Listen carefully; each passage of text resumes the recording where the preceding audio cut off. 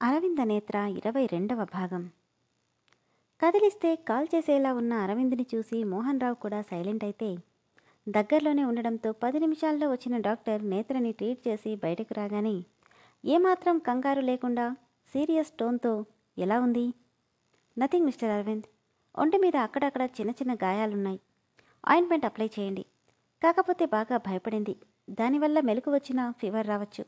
ఆ ఎఫెక్ట్ అలానే ఉండొచ్చు. ఆ రోజంతా మత్తులో ఉంచితేనే మంచిది. మెడిసిన్స్ 3 పూట్లా ఇవ్వండి అని చెప్పి వెళ్ళిపోతే, అన్విత వదిన అంటూ ఏడుస్తూ తన పక్కనే కూర్చుంది. గట్టిగా, అన్వి, ఇప్పుడేమైందని అంతలా ఏడుస్తున్నావు? అదేంట్రా అలా అంటావు? ఎంత పెద్ద ప్రమాదం తప్పిందో నీకేమైనా అర్థమవుతుందా? ఇప్పుడు తను బానే ఉంది. అందరూ అంత ఫీల్ అవ్వాల్సిన అవసరం లేదు. అన్వి, నీకు కాలేజ్ టైం అయింది, బయలుదేరు. లేదన్నయ్యా, నేను ఈరోజు వదిన దగ్గరే ఉంటాను. వదినలా ఉంటే నాకేం బాలేదు. ఒకసారి చెప్తే అర్థం కాదా నీకు? తను బానే ఉంది. తనని చూసుకోవడానికి రాధమ్మ ఉంది. ఇంట్లో పనివాళ్ళున్నారు.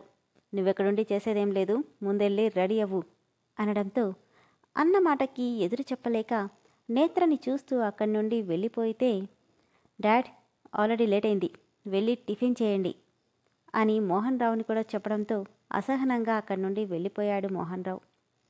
రాధమ్మ, తనకి టైంకి మెడిసిన్స్ వేసి జాగ్రత్తగా చూసుకో అని చెప్పి తన వైపు కూడా చూడకుండా వేరే కోట్ వేసుకొని అర్జెంట్ మీటింగ్ ఉండడంతో ఫాస్ట్గా అక్కడి నుండి వెళ్ళిపోయాడు అరవింద్.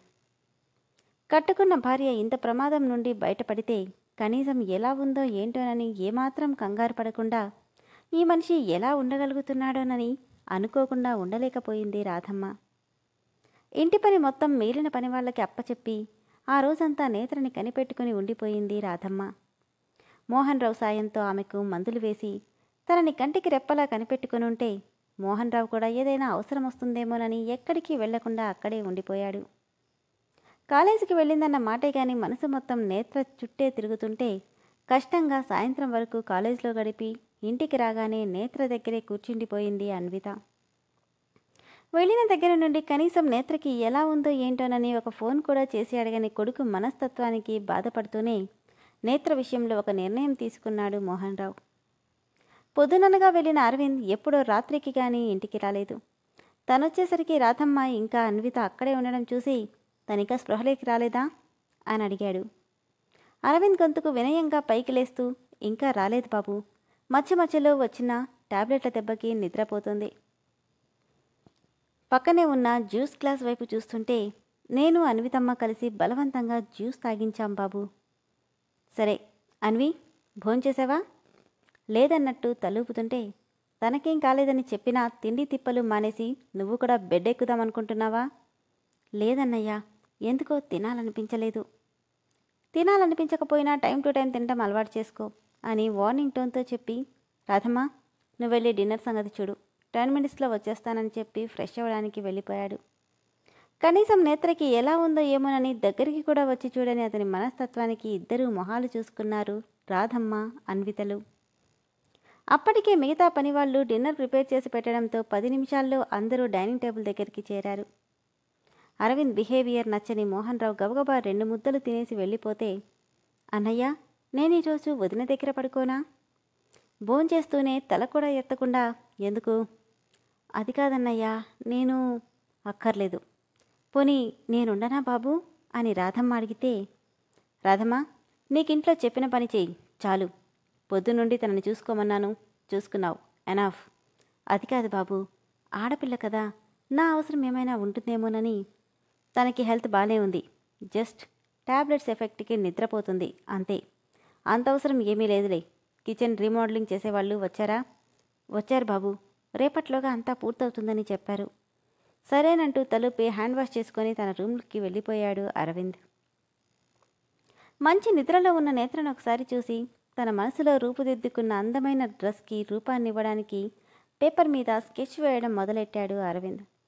సరిగ్గా అరగంటకి ఇల్లంతా వ్యాపించిన మంటలు, ఆ మంటల్లో తని కాలిపోతుంటే, నీ కాలేదు నేత్ర, నేనిక్కడే ఉన్నానంటున్న మాటలు వినిపిస్తుంటే ఏం జరుగుతుందో అర్థం కాక మత్తులో పక్కనే ఉన్న జ్యూస్ గ్లాస్ని నెట్టేయడంతో ఆ అలికిడికి వెనక్కి తిరిగిన అరవింద్ మత్తులో కలవరపడుతున్న నేత్రని చూసి పెన్సిల్ని పక్కన పెట్టి పక్కకు జరిగిన తన చేతిని సరిగ్గా చెరిపి తన పక్కనే కూర్చున్నాడు. తన నుదుటి మీద చెయ్యేసి, రిలాక్స్ నేత్రా, నీకేం కాలేదని చెప్పాను కదా అంటుంటే, చల్లగా తగిలిన అతని చేతి స్పర్శకి, లాలనగా అనిపిస్తున్న అతని మాటలకి ప్రశాంతంగా నిద్రపోయింది నేత్ర. తను పూర్తిగా పడుకుందనుకున్నాక పైకి లేవబోతుంటే, అతని చేతి స్పర్శ దూరమైతే వెంటాడుతున్న భయానికి అతని చేతిని గట్టిగా పట్టుకుందామే. వదిలించుకోవడానికి ఎంత ప్రయత్నించినా అంతకంతకు గట్టిగా పట్టుకుంటుంటే, విసుగ్గా, నేత్రా, చెయ్యొదులు, నాకు ఇలా ఎవరైనా టచ్ చేస్తే చిరాగ్గా ఉంటుంది, లీవ్ మీ అని నెమ్మదిగా చెప్తూనే వదిలించుకోవడానికి ఎంత ట్రై చేస్తున్నా, ఎక్కడో లీలగా వినిపిస్తున్న అతని మాటలకు, ప్లీజ్ నన్ను వదిలి వెళ్ళకు అంటూ ఇంకా గట్టిగా అతని చేతిని గుండెలకి అదుముకొని పడుకుంది. కలువల్లాంటి కళ్ళు ఆ క్షణం అతనికి ముడుచుకుపోయి వాడినట్టుగా అనిపిస్తుంటే, ఎటూ వెళ్ళలేక అసహనంగా ఫీల్ అవుతూ తన పక్కనే పడుకుండిపోయాడు. మెత్తగా తగిలిన శరీరానికి అతని చేతిని పట్టుకుని ఉన్న నేత్ర పూర్తిగా అతని గుండెల మీద తడిపెట్టి అతని మీదని చుట్టుకుపోతే, ఎప్పుడు ఎవరిని దగ్గరికి కూడా రానివ్వని అతని మనస్తత్వానికి చాలా విసుగ్గా ఫీల్ అవుతూ, తను పూర్తిగా మత్తులో ఉందని అర్థమై ఏమీ చేయలేక సీలింగ్ని చూస్తూ ఆలోచిస్తున్నాడు అరవింద్. అప్పుడప్పుడు నిద్రలో ఉలిక్కి పడుతున్న నేత్రని అతని ప్రమేయం లేకుండానే అతని చేతులు ఆమె చుట్టూ చెయ్యేసి మరింత దగ్గరికి తీసుకుని జోకొడుతుంటే, ప్రశాంతంగా నిద్రపోతున్న నేత్రని చూస్తూ ఎప్పటికో ఉదయాన్నే మెలకు వచ్చిన నేత్రకి కళ్ళ ముందు తెల్లటి కుర్తా బటన్స్ ఓపెన్ అయి మగసిరి ఉట్టిపడే నల్లటి వెంట్రుకలు కనిపిస్తుంటే తనెక్కడుందో ఒక్క క్షణం అర్థం కాక తలపైకెత్తింది.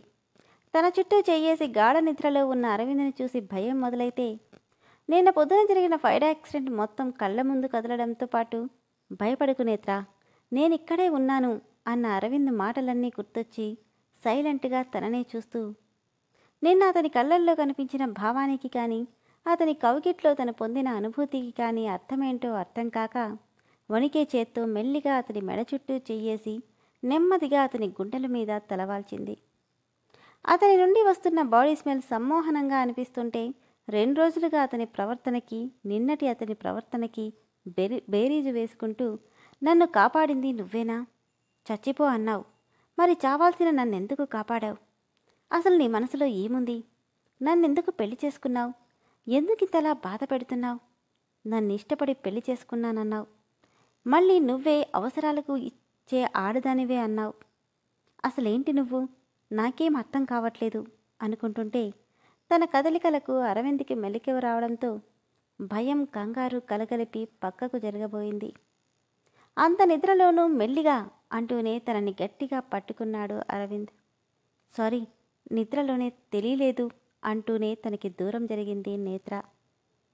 సీరియస్గా తనని చూసి బెడ్ దిగుతుంటే, భయం కూడాగా తను కూడా బెడ్ దిగి 2 అడుగులు వెయ్యబోయి కళ్ళు తిరిగినట్టు అయి పడబోతుంటే, క్షణంలో తన నడుము చుట్టూ చెయ్యేసి అరవింద్ దగ్గరికి లాక్కోవడంతో అతని మెడ చుట్టూ హారంలా చేతులేసి అతని పెదవులకి ఇంచు దూరంలో ఆగిపోయింది నేత్ర.